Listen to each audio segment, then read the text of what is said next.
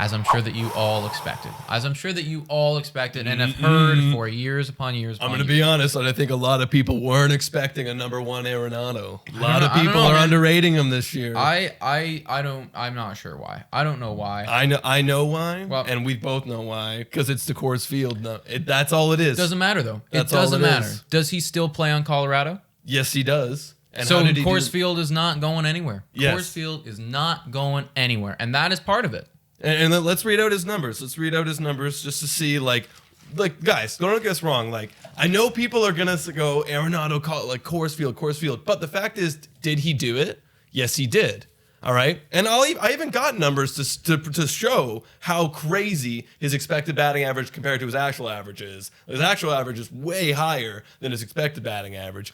But he's still doing amazing shit, and you can't really say anything about that. But here's the thing, like I don't think that any of that matters. You know, it's like, why is that? Because that's part of who he is as a player. Like Coors Field is something. If it is so clearly a cheat code, then MLB needs to demolish that stadium and make it a regulation thing. The thing they can't is because they're way high in the air. You got to relocate the whole city. It's just like, realistically though, he is still playing on Colorado.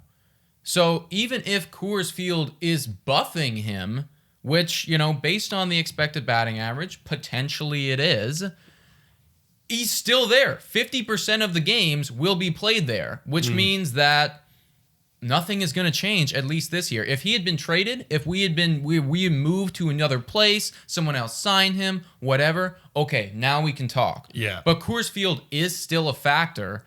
So, you know, we can't sit here and be like, he's only good because of that. Because he still has that. I mean, you look at DJ LeMahieu.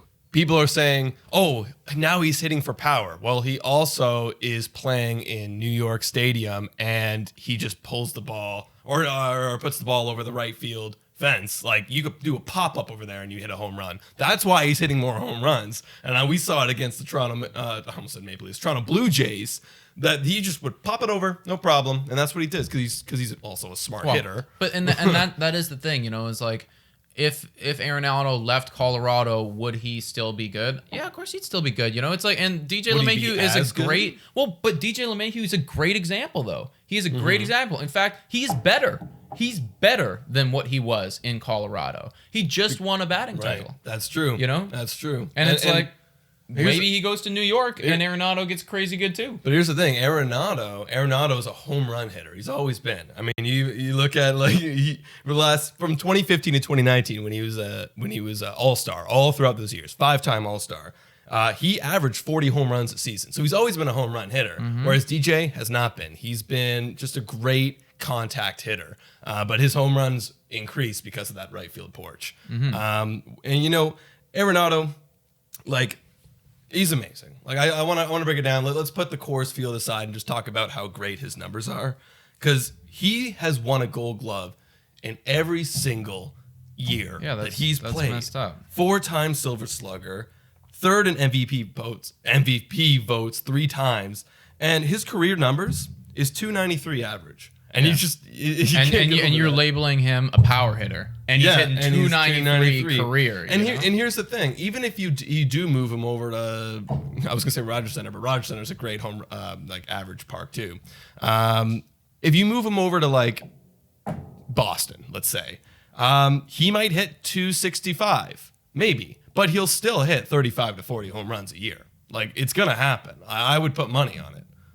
And I just realistically, it's like, I think all of those things, it's like I don't know, man. I'm so sick of people talking about stuff like that, in the sense of like, if you did this and that, and like if he cut his hair this way, and like if the wind was blowing from this perspective, then he might not do that. And I'm like, okay, yeah, you're right. He might not, but he is.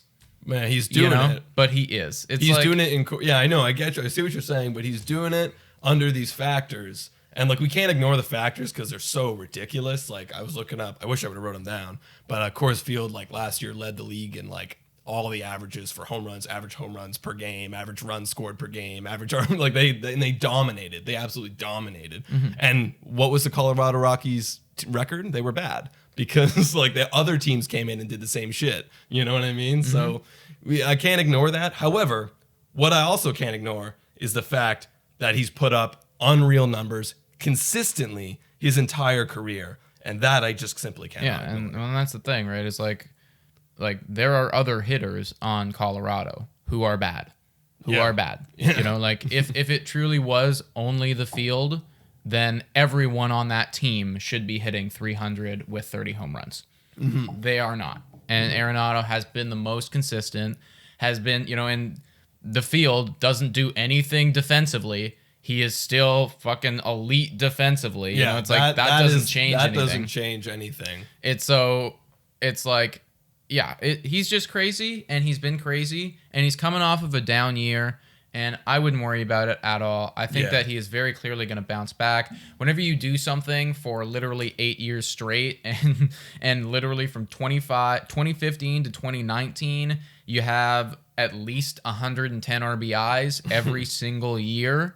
Yeah. I am not concerned. No. I am not concerned.